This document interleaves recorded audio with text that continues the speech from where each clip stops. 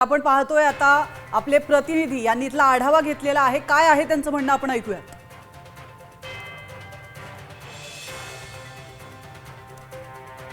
माळेगावमध्ये Rashtrawadi Congress party, Rashtrawadi Congress, Sharadchandraji Pawar पक्ष आणि जनहित विकास आघाडी यांच्या माध्यमातून निवडणूक या ठिकाणी लढवली गेलेली आहे। या सर्व प्रक्रियेमध्ये रंजन तावरे हे विरोधक या निवडणुकीमध्ये अजितदादा यांच्याबरोबर मनोमिलन झाल्यानंतर निवडणूक लढलेले आहेत, एका व्यासपीठावर आलेले आहेत।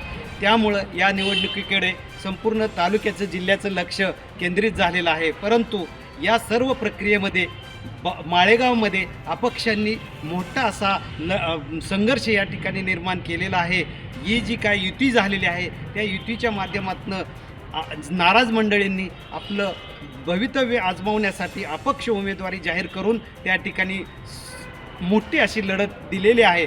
परंतु बारामतीमध्ये माळेगाव नगरपंचायतीच्या हद्दीमध्ये विशेषतः उपमुख्यमंत्री अजितदादांनी प्रचंड मोठ्या प्रमाणामध्ये या ठिकाणी विकास निधी आणल्या कारणानं हा नगराध्यक्षपदाचा राष्ट्रवादी काँग्रेस पार्टीचे उमेदवार सुयोग सातपुते हे विजयी होण्याच्या निश्चितपणे उंबरठ्यावर आहेत।